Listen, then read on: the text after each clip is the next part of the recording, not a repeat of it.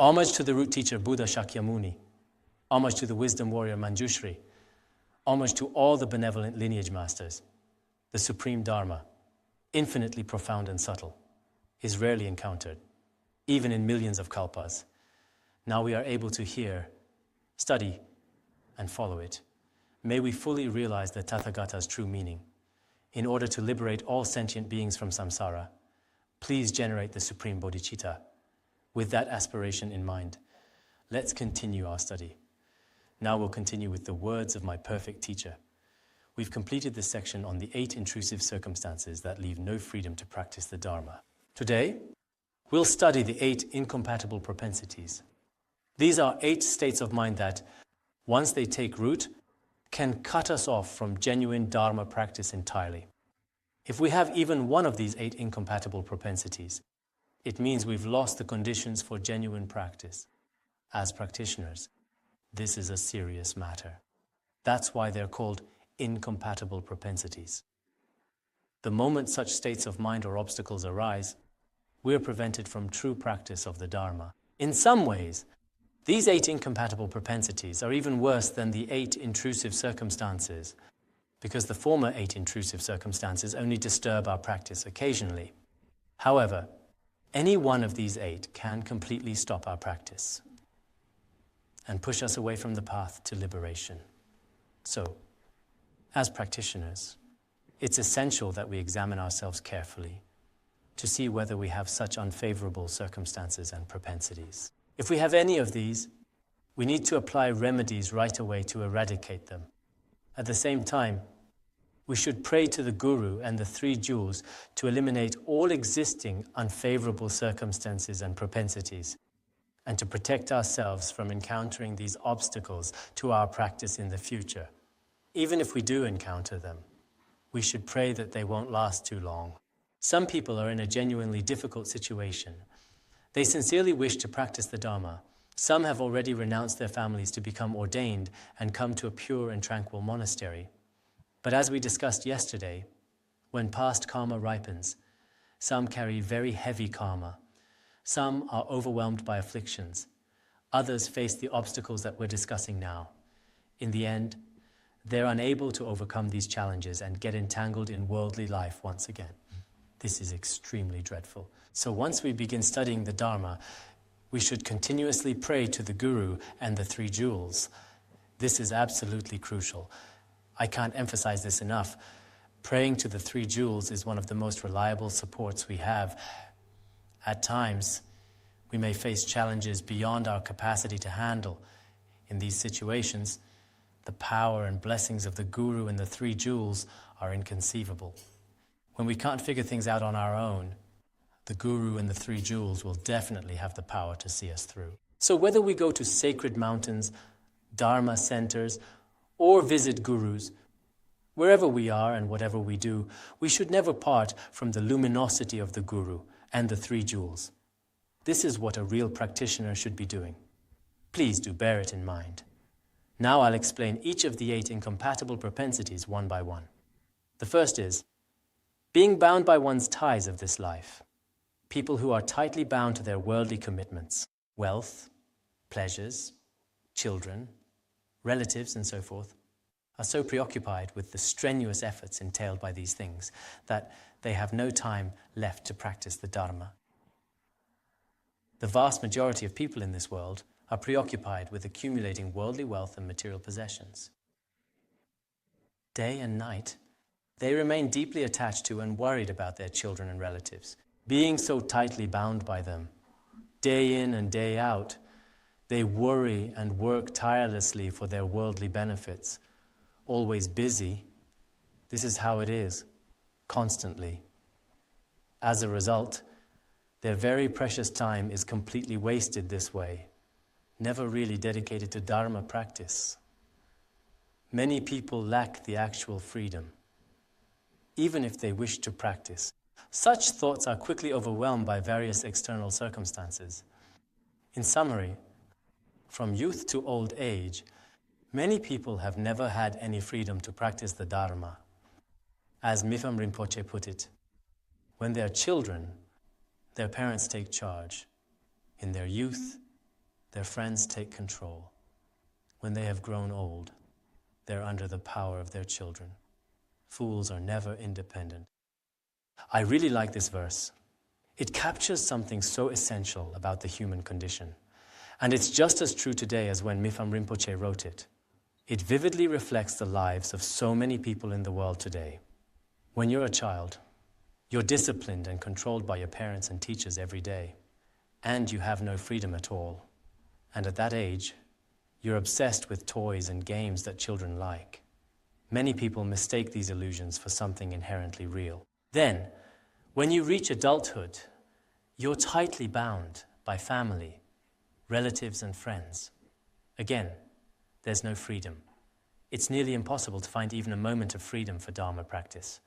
Later, when you grow old, you have no choice but to follow your children's lead.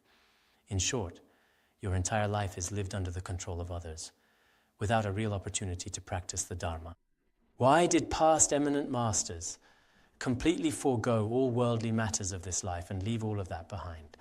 Because if they always follow and go along with these worldly matters in this life, their practice would accomplish absolutely nothing. Nowadays, many people are especially obsessed with their social status and relationships, which brings countless harms upon themselves and prevents them from properly practicing the Dharma. Because when our mind is constantly preoccupied with these concerns, there's no room left for the Dharma. It's simply impossible to devote ourselves fully to spiritual practice while still entangled in worldly affairs. This reminds me of Wen Tingyun, a famous Chinese lyricist from the Tang dynasty, who once wrote, "Young nobles, don't emulate those sentimental lovers. Since ancient times, attachment to love has brought ruin to many youths." There's such a line. Young nobles at that time refers to the people around him. He reminded them not to emulate those overly attached to romantic love, as such attachment has harmed countless young people throughout history. Today, many people in big cities are still particularly obsessed with romantic relationships, sensual pleasures, and the 5 desires and 6 sense objects, that is, the sensory stimuli that captivate us. Upon seeing what they do in life, we cannot help but generate compassion. Alas, it's deeply sad they're so intensely attached to these false illusions with no inherent existence. But there's little we can do. Many people simply can't let go of these attachments. So in conclusion, if someone is tightly attached to all the worldly fame and gain of this life, they certainly won't have the opportunity to practice the Dharma. And worse yet, many of them even lose their lives in pursuit of wealth. As the old saying goes, humans die for wealth. Birds die for food. People fight tooth and nail over wealth, scheming against one another in endless conflict. Birds endlessly quarrel and fight, even over something as small as the carcass of a tiny insect. So much of what people strive for in the world is ultimately empty of real value. But as the saying goes, the spectators see the chess game better than the players. We see the suffering these people endure for fame, fortune, and trivial gains. It's all so meaningless. And yet, those caught in such circumstances remain firmly attached and unaware. This is deeply heartbreaking. That's why this teaching reminds us, if we remain attached to this life, can we succeed in the practice on the rarity of human life? Probably not. Thus, as practitioners, we should first examine whether we have generated renunciation of this life.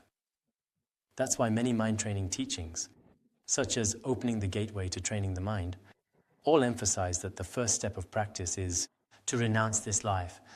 If someone, whether a lay practitioner or a monastic, can renounce everything in this life, their practice will succeed. But if a person is deeply attached to everything in this life, it will be difficult to accomplish much in practice. Even if they have good reputation or appear to practice well, they may not attain a substantial achievement. So every practitioner should turn inward and examine their own mind. Now, the second incompatible propensity is poor character. Some people lack any scrap of humanity, and their nature is so depraved that they're unable to improve their behavior. Some people have such a poor character that they don't possess even a sesame seed's worth of goodness. These are especially wicked individuals, what you might call rotten to the core.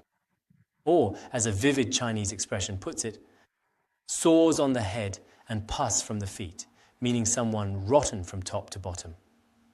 In the Chinese tradition, this describes someone entirely devoid of virtue. Such individuals act and speak in ways that have no credibility. People say things like, they're totally corrupt or utterly wretched. For someone like this, studying the Dharma will indeed be extremely difficult. Hence, when we study the Dharma, we should first become good people.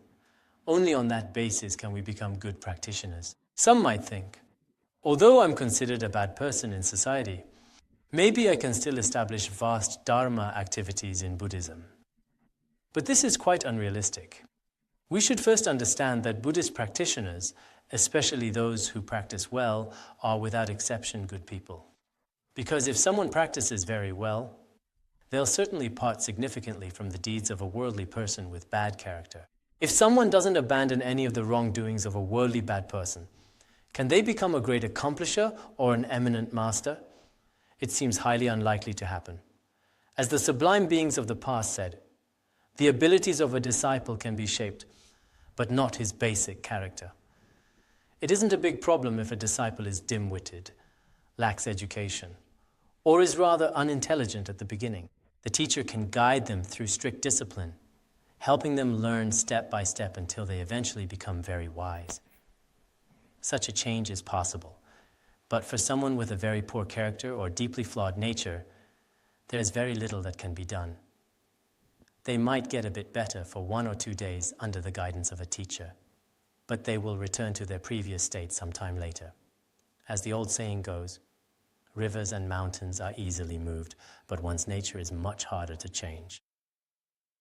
Or as the English saying goes, a leopard can't change its spots.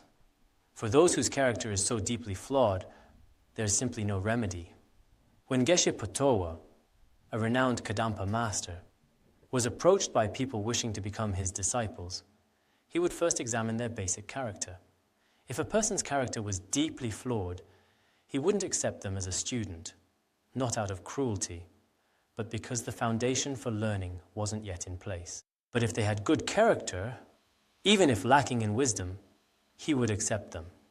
Thus, our teacher, Jigme Phuntsok Rinpoche, constantly emphasized the importance of a person's character in many of his teachings, including the Song of Victory and the Nectar Drops of Advice.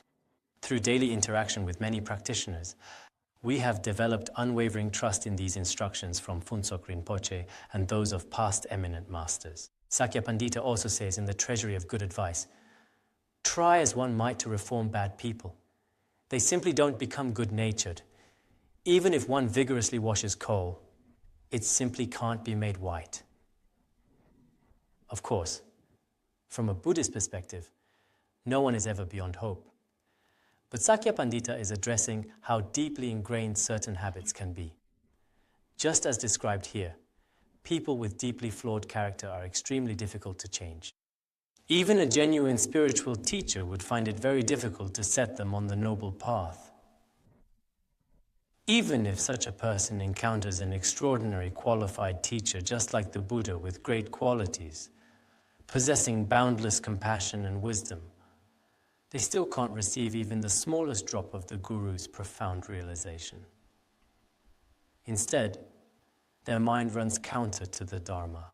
Therefore, such a person has no opportunity to practice the Dharma, and he is in a state without freedoms and advantages. Is there any remedy for a depraved character? According to the teachings of some great masters, it can be quite challenging. However, there have been rare cases for a very few individuals who used to be very bad, but due to their virtuous roots, good dispositions and karmic connections, and with the help of the Guru's guidance and fellow practitioners' persuasion, they transformed into genuine kind people. Such cases have occasionally happened. So we should carefully examine ourselves to see whether we possess good moral character or not. Everyone tends to believe they're good. Even those with serious faults often think quite highly of themselves. But in fact, if everyone thinks you are bad, perhaps you are indeed a morally bad person. On the other hand, if most people believe you're a good person, and only a few don't, perhaps those few simply dislike your behaviors. So we shouldn't be too sure of ourselves. Some people might even think to themselves, and I'm exaggerating here to make a point, in this world, I'm no different from Manjushri. There are just a few individuals who dislike me and deliberately bully me, but I'm actually a good person. We shouldn't think this way either. As ordinary beings, each of us inevitably has faults. So in the process of pursuing the Dharma, with the help of the Guru and Dharma friends, we should correct our faults. The wise regularly examine their own faults, while fools only look for faults in others. If we sincerely want to become real practitioners, we must have good characters. This applies when we practice the Dharma, as well as when we accept disciples. If we want to become genuine Buddhists, we must begin by examining whether we're good people. This requires thorough self-examination. Now to the third propensity, lack of renunciation. A person who feels not the slightest alarm, whether upon hearing about lower rebirths and the ills of samsara, or in the face of this present life's sufferings, has no determination to free themselves from samsara. Without that determination, there's simply no reason for them to engage in Dharma practice. The renunciation discussed here is absolutely vital.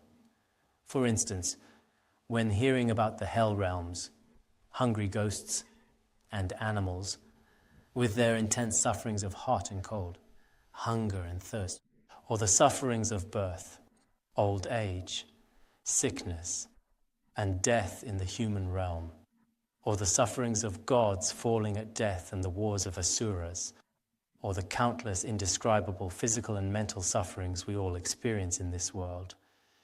If you feel not even the slightest fear upon hearing these, and still think this world is extremely joyful, beautiful, and happy, how could you engage in Dharma practice? I recall a Dharma friend in America once called me and said, "Oh, the environment here in San Francisco is so beautiful, and Boston is so splendid." I jokingly replied, "You'd better not get attached to such things.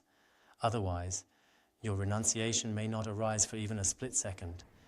Indeed, when everything goes well in life for some people, good health, social status, career, and family, they genuinely think this world is wonderful and happy, with no real suffering. In fact, they simply don't know the truth that all conditioned things are suffering. For such people who can't generate even a hint of renunciation, there's no real opportunity or conditions for them to enter the Dharma, because these people regard samsara as a heaven instead of a house on fire. Such people find it very hard to generate renunciation, especially for those who lack understanding of the law of cause and effect.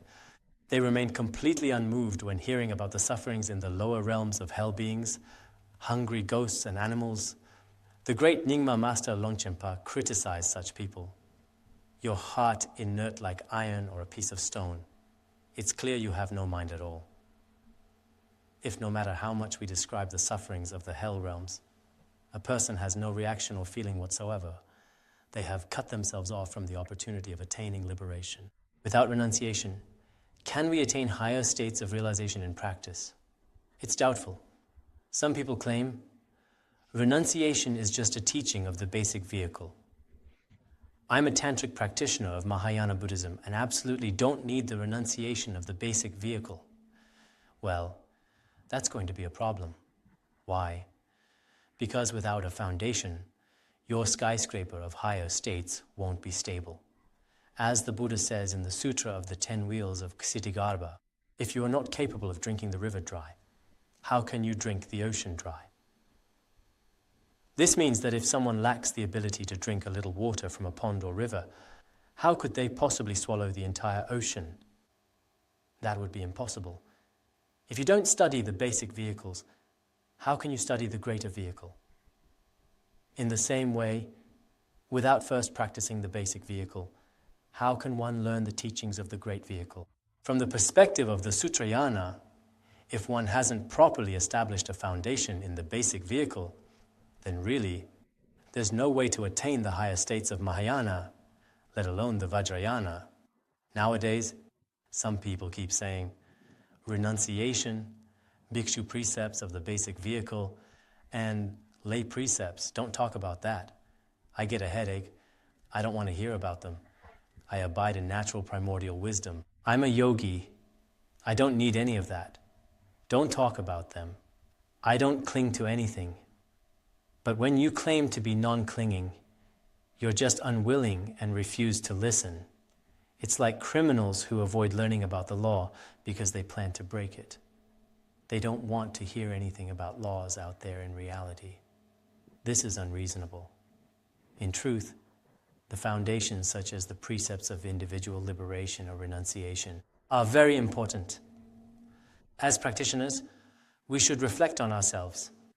Do I genuinely want to be free from samsara?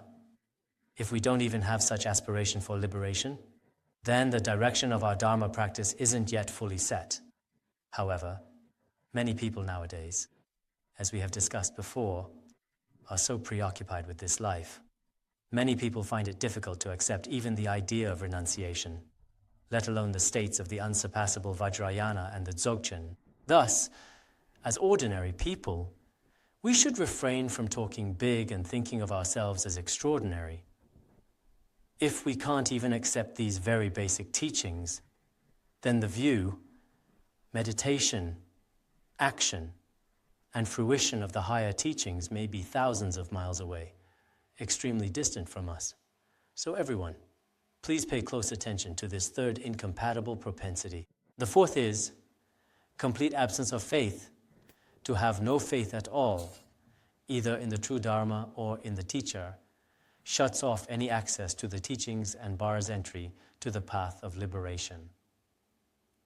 I hope everyone will remember each and every instruction from Patrul Rinpoche in this text. The other day, a few individuals at Larunga made the aspiration before me to memorize the words of my perfect teacher. I sincerely hope you'll memorize it completely and perfectly. If you can actually memorize the whole text by heart, I can guarantee that you'll certainly become a very good practitioner. That's why many people in the past also memorized it. If you can memorize the text, you'll learn all the instructions by heart. But if you can't memorize it or merely skim through the book superficially, you won't generate in-depth understanding of the profound instructions. I always think how wonderful it would be if I could remember each and every sentence of this text in my heart forever. 20 years ago, when I first listened to this teaching, I had this thought, and now I still share the same thought. The Vajra words in this text are just incomparable to any worldly words. Recently, I came across a secular book that suggested we should read at least 10 minutes per day to boost our wisdom, ensuring it grows daily. Otherwise, our minds become stagnant. That was written by someone highly learned. Even from a worldly perspective, wisdom needs to increase daily. Then for such an extraordinary Dharma teaching, I hope everyone can read and remember a little bit of the words of my perfect teacher every day. In this way, over time, these teachings will leave a very deep imprint on your minds. A practitioner is not made overnight. True transformation doesn't happen like that. It requires long-term sustained practice. When we look at the highly successful and accomplished senior practitioners in the world today, they have actually devoted a great deal of time and effort throughout their lives to achieve such a level of success. Now, coming back to complete absence of faith. If we haven't even the slightest faith in Buddha's teachings, both the scriptures and the lived realization, or in the teachers who transmit those authentic instructions to us, and instead treat everything as ordinary. For example, when someone receives a copy of the words of my perfect teacher, but treats it no differently from a newspaper, feeling nothing toward it, or if a teacher who transmits the most profound pith instructions visits them, and they merely say, "Oh, you're here. Good, good. Would you like something to eat? Good, good. Goodbye." If there's absolutely no feeling or faith, it means that such people have shut off the door to enter the Dharma and the door to liberation. This is because faith is extremely important. Faith can be seen as the preliminary to all Dharma teachings. Buddhism frequently emphasizes that faith and wisdom are both vital. Without wisdom, we can't realize the true nature of all phenomena, and such realization is entered through faith. Without faith, we can't possibly enter such Dharma. As Nagarjuna says in the Precious Garland, due to having faith, one relies on the practices. Due to having wisdom, one truly knows. Of these two, wisdom is the chief. Faith is its prerequisite. With faith, we'll turn to the Dharma. Many people today without faith don't even look at the Dharma, let alone pursue it. With wisdom, we can realize the selflessness of the individual and of phenomena, or the teachings such as the four Dharma seals. Between faith and wisdom, wisdom is the primary one. Why? Because wisdom enables us to realize the relative truth and the ultimate truth of all phenomena. But to enter such a state of realization, we need the impetus of faith. Without faith, it's absolutely impossible. If our faith is very strong, as explained in the Mahayana Uttaratantra Shastra, this truth of the self-sprung ones is to be realized through faith. So faith is essential. If someone shows no trace of faith at all, then there's probably no doorway for them to enter the Dharma. You can tell from their facial expressions and actions. Some senior practitioners, including lay practitioners, really have strong faith. Although they may not necessarily possess the wisdom to fully realize the nature of reality, with their steady faith, they'll never regress within the luminosity of the Dharma. On the contrary, even if some people have wisdom but lack faith, they'll inevitably drift away. Take this as an example. If a person has faith in their guru, after having followed the guru for 5 years, they'll still be with the guru 10 years later because of their faith, even if the person receives the guru's praises as well as criticism every day, and encounters many ups and downs. Whatever happens, they'll always get through those challenges. In comparison, if one has no faith, when the teacher critiques today, your cooking wasn't good, the disciple may immediately react, fine, find someone else who can cook better, I'm leaving. And off they go, bag in hand. So faith really is key. At the same time, a practitioner shouldn't be too petty when following a teacher or serving the Sangha.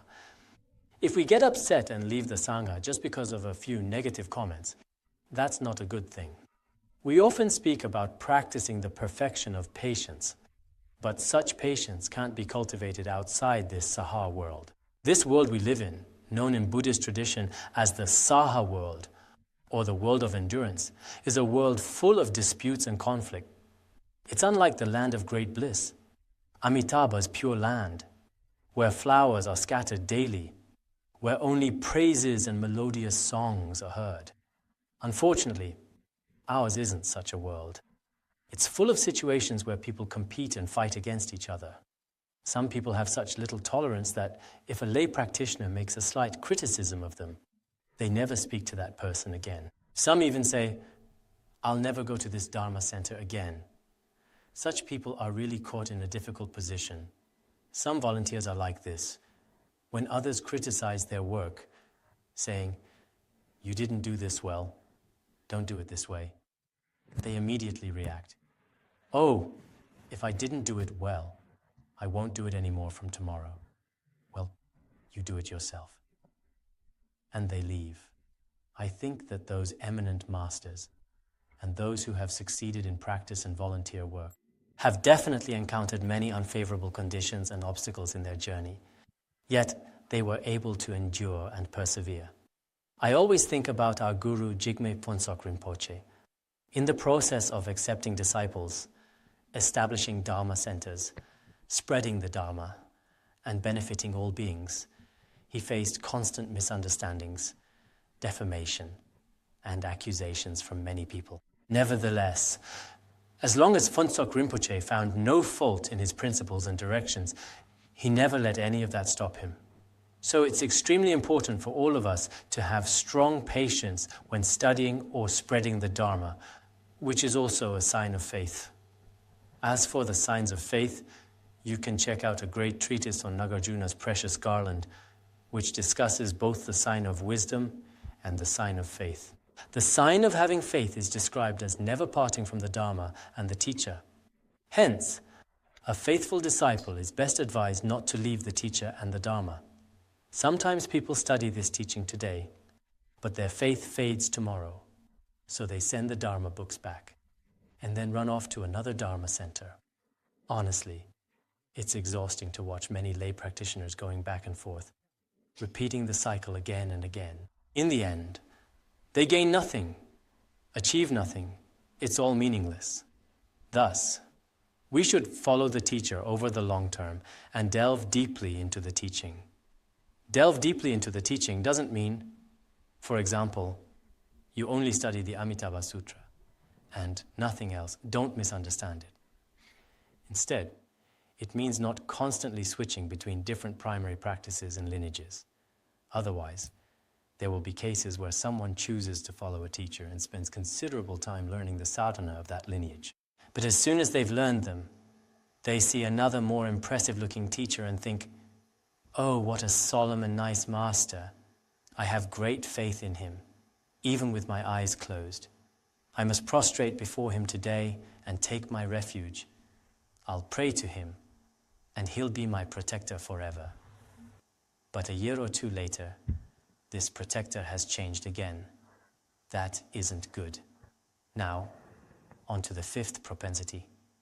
Taking pleasure in negative actions. People who take pleasure in harmful or negative actions and who fail to control their thoughts, words, and deeds are devoid of any noble qualities and have turned away from the Dharma. This refers to those who greatly enjoy engaging in improper actions with their three doors, that is, body, speech, and mind, and are untamed, stubborn, and rigid. They distance themselves from virtues such as studying, contemplating, and meditating on the teachings, and making offerings to the three jewels. With that, they have completely turned away from the true Dharma. Perhaps it's due to the karma of previous lives that someone shows little interest in virtuous actions, but they're full of enthusiasm and confidence for wrongdoings. People with this propensity are hard to remedy. Khenpung Kawang Pelzang says in a guide to the words of my perfect teacher, "For evil conduct, there's no distinct remedy. And it's very hard to find a remedy for people who particularly enjoy harmful actions and commit wrongdoings with their three doors.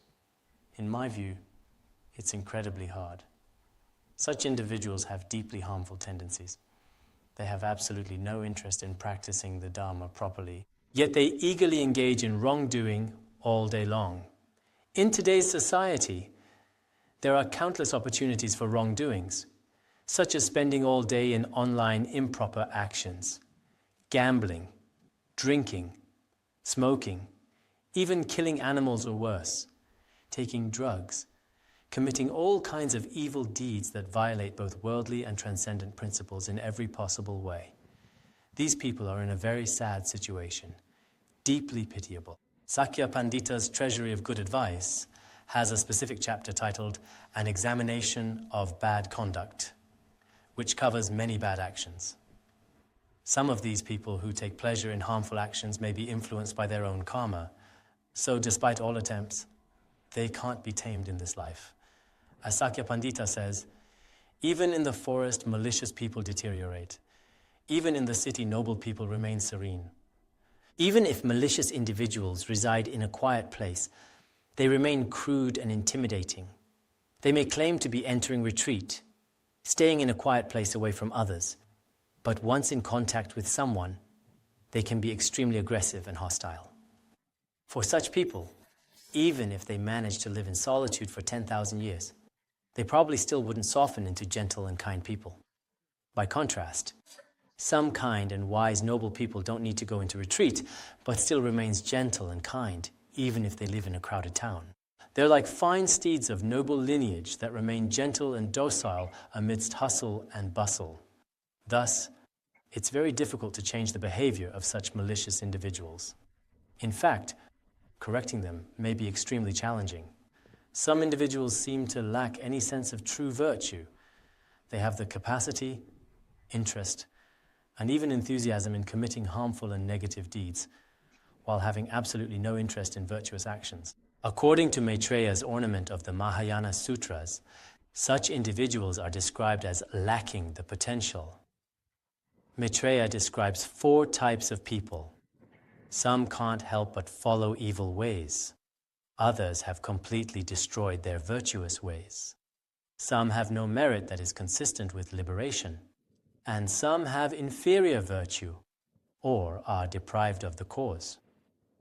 Those who are entirely devoted to wrongdoing and take pleasure in negative actions have completely cut themselves off from all white Dharma, meaning virtuous practices, and have no opportunity for attaining liberation. They don't even have any conditions to practice virtue. However, Mipham Rinpoche later explained that saying someone doesn't even have any conditions is simply a negative expression, indicating how extremely distant that person is from liberation. It doesn't mean they'll never attain liberation. Otherwise, this would imply they don't have Buddha nature, which would be incorrect. It means that temporarily, even if countless Buddhas or qualified teachers appear before them, such people are hard to tame and help. This is how it should be understood. Then comes the question, how do we help such people? Is there any remedy for those taking pleasure in wrongdoing and negative actions? Khenpo Ngawang Pelzang says there's no distinct remedy, and I also couldn't think of the best remedy for them. Some people spend all their time playing mahjong, watching TV, and scrolling through their phones every single day. Some even engage in many unlawful activities. These people are very difficult to help. Honestly, at times, trying to guide them feels completely futile. The words just go in one ear and out the other. No matter what you say, they still believe whatever they're into is the best. In such cases, instructions from a qualified teacher are of no use to them. And when reading Dharma books, they generate no interest either. Therefore, it's really hard to tame such individuals. If we were reborn like them, we would have no capacity to pursue the Dharma. Such a condition also leaves no freedom to practice the Dharma. Next, the 6th propensity, mind estranged from the sublime Dharma. Some people are no more interested in spiritual values and Dharma than a dog in eating grass. Since they feel no enthusiasm for the Dharma, its qualities will never develop in their minds. Earlier, we discussed those who take pleasure in negative actions. Here, we're talking about those who have no interest in virtuous actions. So, from a different angle. Some people have absolutely no interest in virtuous activities such as studying, contemplating, and meditating, releasing captured animal, and so on. This is like placing grass in front of a dog. It won't take any joy in it. If we place grass before a yak, it will be delighted. But a dog wouldn't feel the same. Or, as we commonly say, if you offer a bone to a yak, it won't show the slightest interest. Similarly, whether it's a Dharma book or profound teachings transmitted by a teacher, such people have absolutely no interest. We can tell whether someone has an interest in virtuous actions and Dharma. Of course, we're not talking about those who don't believe in Buddhism right now. Even among Buddhists, some become extremely happy when they receive a Dharma book, as if they've received a wish-fulfilling jewel. Others, we can tell just by looking at their expression. Fine, just put the book over there. There's no reaction whatsoever. For the latter, no positive qualities will develop in their minds. Even if they live for 100 years, they can hardly develop any true wisdom or faith. As the Dhammapada says, better it is to live one day virtuous and meditative than to live 100 years immortal and uncontrolled. This means that although some individuals live up to 100 years, they're obscured by wrong views and hypocritical actions. As a result, they can't develop true wisdom. Compared to those who sustain themselves through wrong livelihood every day and engage in improper actions, Someone who lives for only one day but can accept even a drop of true wisdom sincerely is far better and more meaningful. Thus, although some people may appear to live a very long life, they simply spend their days in a confused haze, muddling along without any meaningful purpose. This is all too common in society today. Just look around. How many people live like this? Sometimes when we see these people, how should I put it? From the perspective of someone seeking liberation, the life of such individuals is only centered around eating, sleeping, and socializing without any spiritual dimension misses the deeper opportunity that this precious human life offers. Thus, they keep being reborn and dying, again and again, caught in the endless cycle of samsara. Yet they remain completely unaware of this, feeling nothing. How heartbreaking. If we understand Buddhist principles and reflect deeply, we'll see there are countless such people in the world. If we ourselves are exactly like them, it means our minds are parted from Dharma, and we have no opportunity to practice either. Even if we do practice, no qualities will develop in our minds, because all the qualities and states of realization arise from our faith and devotion. This is really crucial. Taking tantric teachings as an example, if you think the tantric teachings are indeed the sublime essence taught by all Buddhas and Bodhisattvas, I'm incredibly fortunate to have this rare opportunity to listen. Then, with such veneration, your mind stream will undoubtedly be transformed through the blessings of the lineage masters. However, if you only regard tantric teachings as something ordinary, you probably won't receive any benefit at all. Never mind Dharma teaching. Even in worldly contexts, if you attend a meeting or training session with no interest in what the teacher is saying, you're basically just passing the time and won't gain anything either. So we must first examine our own minds. If our faith in the Dharma is weak, we must try every means to cultivate interest in the qualities of Buddhas, Bodhisattvas, and Gurus. If we really can't generate interest, at least try to develop a sense that the Dharma is extraordinary. Yesterday, a lay practitioner asked me, I can't generate faith in tantric teachings, what should I do? I suggested, you can read the extraordinary lives of the tantric Mahasiddhas in the collection of Sacred Conduct, and Dechen Lingpa's journey to the land of Padmasambhava. A few Dharma students followed my advice and read the books. They exclaimed, wow, this is absolutely extraordinary. These masters are exceptional. I replied, if you genuinely feel in your heart that this is truly extraordinary, that's a form of faith in Vajrayana and in the great tantric masters, if you're not pretending, but really feel that this guru is remarkable and this teaching is extraordinary. This is a sign of faith. From there, your state of realization will gradually appear. So, if some of us struggle to generate faith in the qualities of the Dharma, we should try reading the biographies of gurus or accounts of the lives of past eminent masters. By doing so, we'll generate a sense of admiration, and when that happens, our view will naturally change. Otherwise, if we just fill our minds with mundane, chaotic affairs from media and social media, this will bring no meaning to our lives and many lives to come. Now, on to the seventh propensity, breaking of the vows. Anyone who, having entered the basic vehicle, breaks their vows and commitment to bodhicitta, they have nowhere else to go but the lower realms. They won't escape from states where there's no opportunity to practice the Dharma. Upon entering the basic vehicle, if we have taken the pratimoksha vows, that is, the precepts of individual liberation, and have broken these vows and precepts, for example, if monastics break their monastic vows, or lay practitioners break their lay vows, or if they have entered the great vehicle, generating bodhicitta and taking bodhisattva vows, but have also broken these bodhisattva vows, such people will fall into the three lower realms with no real opportunity for liberation. Therefore, this is also a state that leaves no freedom to practice the Dharma. As said in the 50 verses of Samanera, breaking vows brings suffering and hinders the attainment of Buddhahood. Many of us here can recite this verse.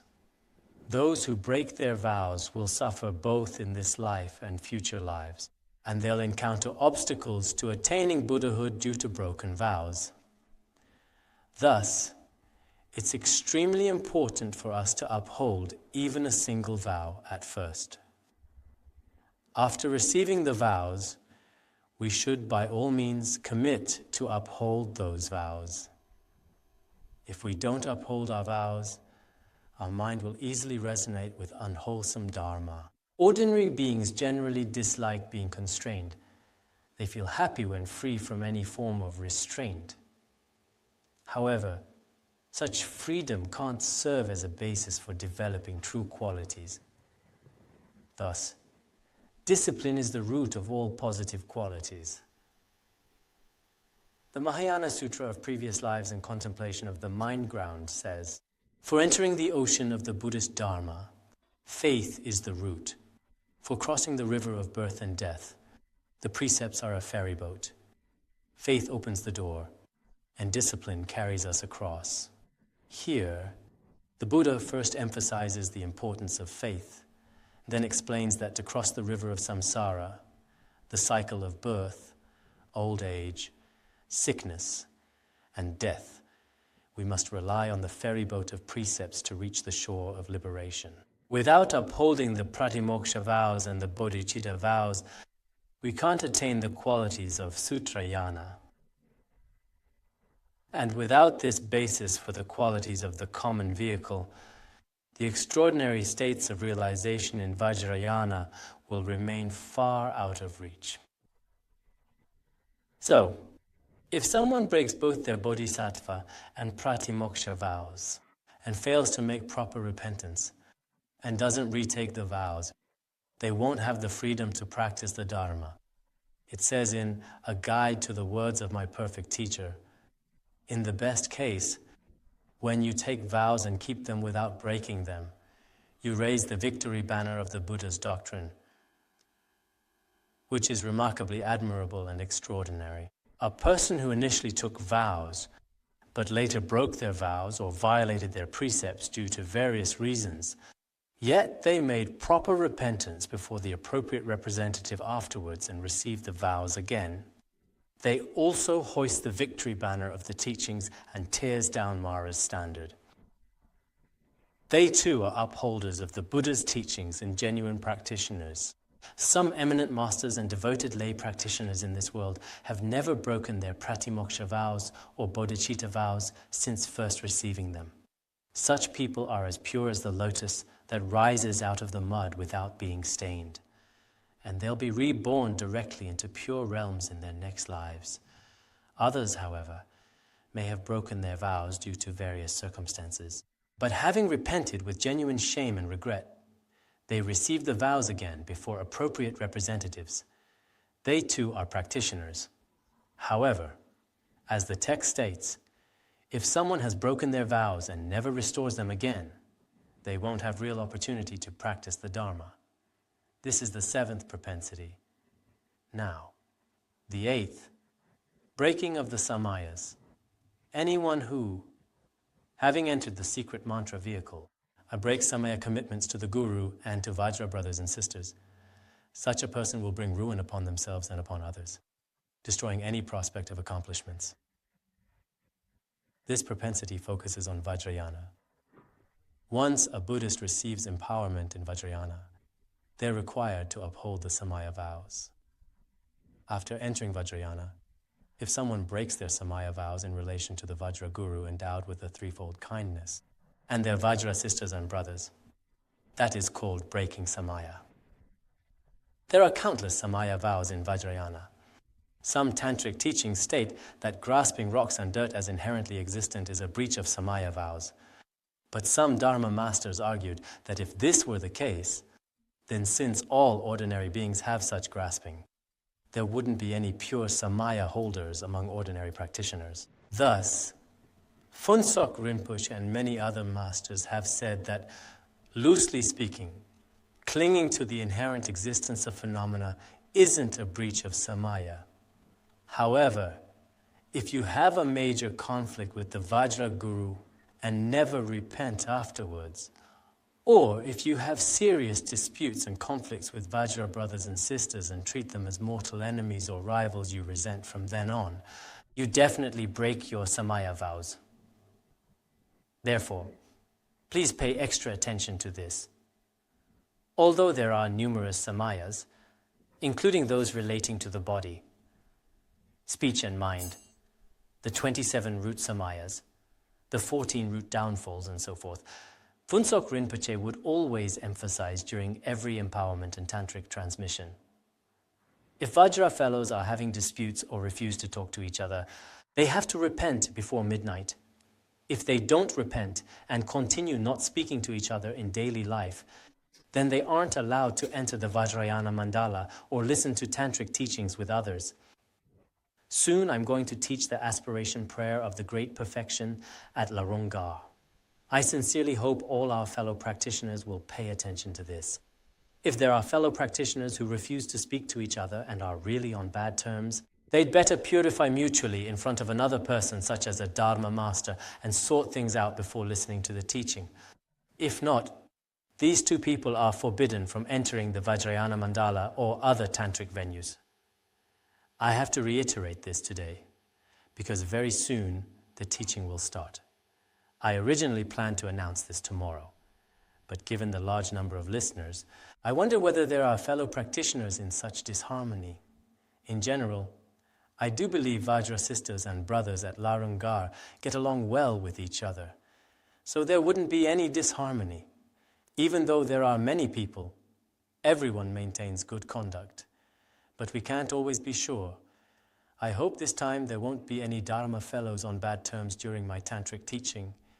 If there are, as soon as the situation is discovered, either I stop the teaching or the relevant listeners leave the Dharma hall immediately. It will definitely be handled this way. There's no need to ask anyone else whether you have serious problems with another person, treating them as enemies. If you do, don't ask others. Just approach the person directly. Are we not talking to each other? When I see you, you always seem to dodge me. The other day when I was walking up, you happened to walk down, right? But the moment you saw me, you switched to another path. Do you have anything against me?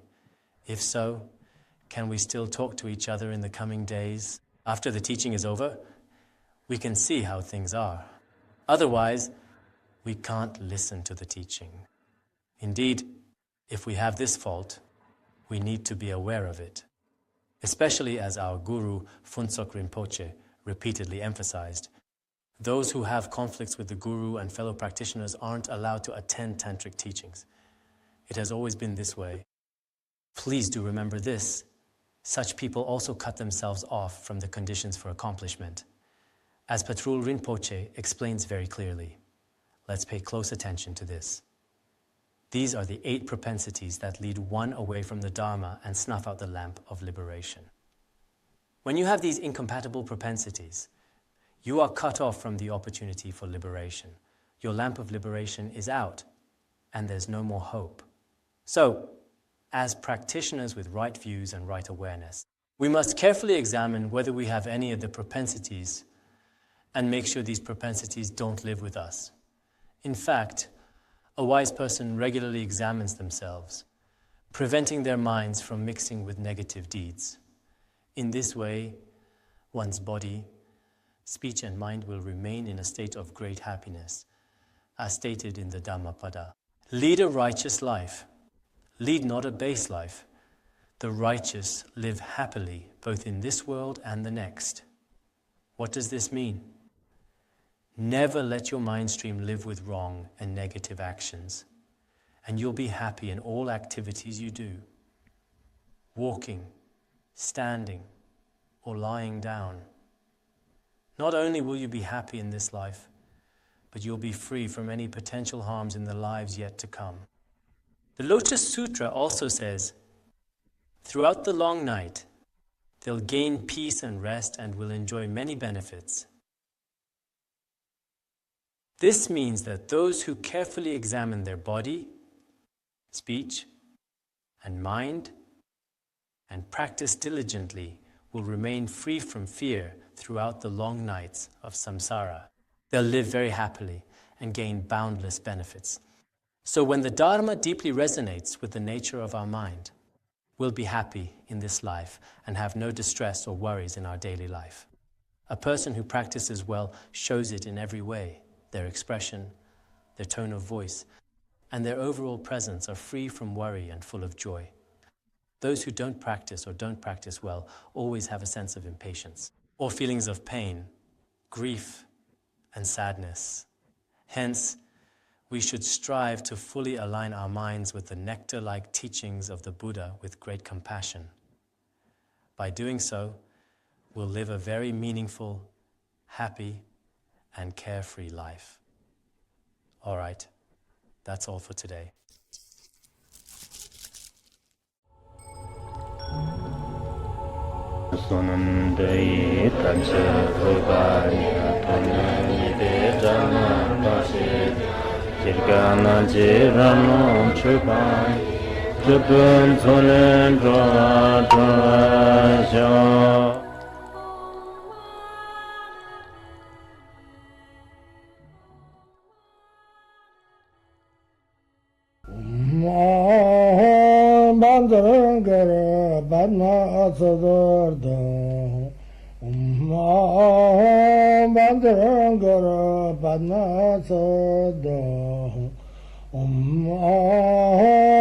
Bandara Bandara